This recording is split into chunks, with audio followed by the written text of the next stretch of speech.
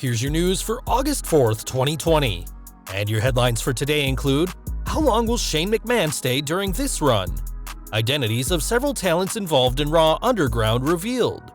Former WWE stars take a dig at Raw Underground. The Rock buys the XFL, receives major objection from others. One storyline suspension and one real-life suspension within WWE. Why there was a major backstage chaos before WWE Raw tapings today. Two major matches announced for WWE Raw next week. Former WWE Champion appears for AEW, and more. We are kicking off with news from Raw, as this week's show marked the return of Shane McMahon, and fans should expect to see a lot of him.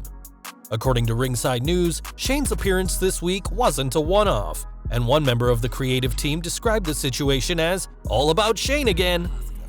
With the dwindling ratings, it seems that WWE is using their old adage that McMahon's equal ratings, though one person who doesn't agree with this is Miro. On Twitter, the former Rusev poked fun at WWE, who have said that they want to build new talent, but then brought back the 50-year-old best in the world. We'll have to see what Shane does next now that he's back, and after Shane's Raw Underground debuted on this week's show, fans should expect to see plenty of Shane O'Mac from now on. It certainly seems like Shane will be the long-term host of Raw Underground, which allowed talent to fight in a darkened, disused room in the Performance Center. Whilst fans saw recognizable names like the Hurt Business, Dolph Ziggler, and Eric of the Viking Raiders, the company also called one fighter Daba Kato, who fans may remember as Babatunde from 2018's Greatest Royal Rumble. The 7'3" star guarding the door to Raw Underground is Jordan Omogbehin, who was recruited from basketball to the Performance Center in 2018 and most recently worked as Akira Tozawa's Giant Ninja. The much smaller man who approached the door was Ryan Ward, WWE's Vice President of Creative Writing, and former commentator Dio Madden also had a cameo in the ring, where he was attacked by Shelton Benjamin. This is certainly a change from WWE's usual style, and time will tell whether the Raw Underground will be a success in the company. Many people were watching Raw Underground this week, including Matt Hardy, who took to Twitter to mock the segment. The AEW star clearly watched the show, as he said he was pretty excited for the Fight Club spoof that'll happen on Being the Elite. Whilst many criticized the Broken One for AEW taking the latest in many shots at WWE, others commended him, as it seems they weren't thrilled with Raw's brand new concept either. Over in Impact Wrestling, EC3 wasn't too happy about Raw Underground either, as he also took to Twitter to share his thoughts. With the simple hashtag #ControlYourNarrative, the 1%er showed similar shots from Raw Underground and a recent promo of his, and also shared a screenshot from when the Raw commentary team used the term "control the narrative," a phrase that EC3 has made his own since being released. It seems that EC3 thinks that WWE stole the Raw Underground idea from his promo, and whether that's true or not, don't expect to see the former superstar appearing in the Underground anytime soon. We're moving on to some truly huge news from the XFL, as The Rock has bought the revived Football League. Sportico is reporting that the Brahma Bull teamed with Jerry Cardinale's Redbird Capital to purchase the league for a cool $15 million, just hours before a planned auction was set to begin. This isn't the first time that Redbird Capital has done big things in the world of sports, as they've made sports-related investments in the past, including having some ties to the NFL. On Twitter, the most electrifying man in sports entertainment gave his first statement as the league's owner, saying, "With my trailblazing partner at Danny Garcia Co. and Redbird Capital, we have acquired the XFL. With gratitude and passion, I've built a career with my own two hands and will apply these calluses to our XFL 2020 brand. Excited to create something special for the fans." Time will tell whether the third time will be the charm for the XFL, which went out of business in both 2001 and earlier this year. But with a huge personality like The Rock behind it, this may be the chance for the NFL alternative to shine. It's still early days for the People's XFL, and while The Rock may be the company's big-name owner, the official company on the purchase documents is Alpha Aquaco LLC. This is the company that listed in the joint venture with Redbird and the Garcia companies, the latter of which The Rock is a part of. It's been reported that this joint venture was the only qualified bidder for the XFL, and that an additional $8.5 million will be put towards any payments that are needed due to the company's previous owner, Vince McMahon. The official sale won't be finalized until August 7th, and though it originally seemed like a done deal, that may not be the case now.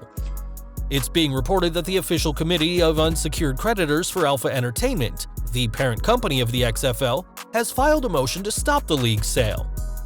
The 13-page motion from XFL creditors is asking the courts to pause the sale, claiming that The Rock's new company has an obligation to negotiate terms of the sale before it's finalized. The motion also claims that The Rock's company failed to value significant assets when considering their asking price, and in essence, that the XFL is being sold for less than it's really worth.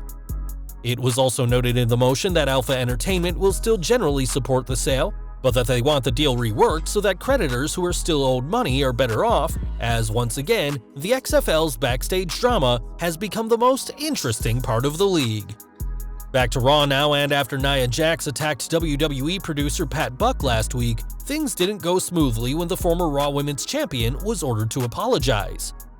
After being fined for last week's attack, Jax poked fun at the former NFL star and said she'd only apologize if he wrestled her, something that didn't happen. Instead, Buck revealed that the Irresistible Force has been suspended indefinitely without pay, and given that she responded to this news with yet another attack, it'll be interesting to see when Jax will return to TV. We've got more suspension news next, as though Nia Jax has been sent home in kayfabe, Austin Theory's reported suspension is very real. On Twitter, Dave Meltzer described Theory's absence as an unannounced suspension of sorts, which explains why the former Seth Rollins disciple hasn't been seen in over a month. The 23-year-old superstar was reportedly one of Paul Heyman's favorites during his tenure as Raw's executive director, though Theory also recently faced claims of inappropriate behavior, which may explain his absence. It's unclear when, or if, Austin Theory will return to TV, and though backstage officials once praised the young superstar for making the most of his main roster call-up, his future with WWE remains uncertain. Now, it's no secret that WWE like to own every term they can get their hands on, and we've got 2 new trademarks that have been filed for the company. On July 29th, the company filed a trademark for the Hurt Business, meaning fans can expect plenty of merch for the stable, but what's more interesting is that they also filed a trademark for the term Justice. We've got no idea what justice means at the moment, but whatever it is, WWE now own the rights to use it in sports entertainment. Back to Raw now, and once again it seems that the latest set of tapings didn't go according to plan. Yesterday, the plan was for the company to film 2 episodes of the Red Brand, but according to the source, the tapings were the most unprepared WWE has been in years. Though the company usually starts shooting Raw at 1 p.m., the company was nowhere near ready at that time, and a member of the writing team told Ringside News that superstars were being booked and unbooked with no direction. It was added that the producers seem lost without any direction being given to them either, and one source described the situation quite aptly, calling the tapings a, quote, total shit show. This story seems to be happening a lot in WWE, especially given that writers had a WrestleMania week-sized load of assignments given to them last Friday. Obviously, WWE were able to put together a show despite reports that Vince McMahon rejected almost all the ideas pitched to him, as it's clear that things are tense backstage in the company. We are looking ahead to next week's show now, as 2 matches have already been confirmed. On the show, Asuka will face SmackDown Women's Champion Bayley in non-title action, and if Asuka is able to defeat the role model, she'll get a Raw Women's title match at SummerSlam against Sasha Banks. Following this week's segment between Kevin Owens and Ric Flair, it's also been confirmed that the prize fighter will face Randy Orton next week, and fans can expect a physical match between the 2 former world champions ahead of Orton's WWE title match against Drew McIntyre at SummerSlam.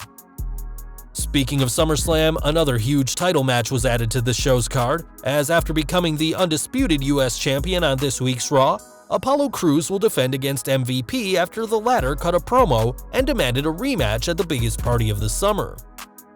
This wasn't the only big match made this week, as it's also been confirmed that Dominic Mysterio will face Seth Rollins, after the young up-and-comer challenged Rollins to a match and then assisted Samoa Joe in preventing a Rollins and Murphy beatdown on Tom Phillips.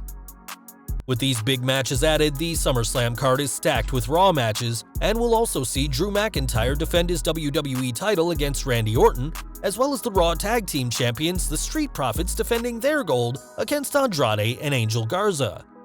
It remains to be seen what SmackDown matches will be added to SummerSlam, and though we still don't know where the show will be, fans can expect a huge night on August 23rd. And finally today we're ending with news from AEW, as WWE Hall of Famer Medusa has appeared for the company. On YouTube's AEW Women's Tag Team Cup Tournament, Medusa was introduced by Shaul Guerrero and was on hand to introduce the card for the tournament. AEW is just the latest in a long list of companies the former Alundra Blaze has worked for, and hopefully WWE won't be as mad about her appearance this week on AEW as they were when she jumped to WCW decades ago. The AEW Women's Tag Team Cup Tournament is shaping up nicely, and fans will have to wait and see which team emerges victorious at the end and what prize they'll receive.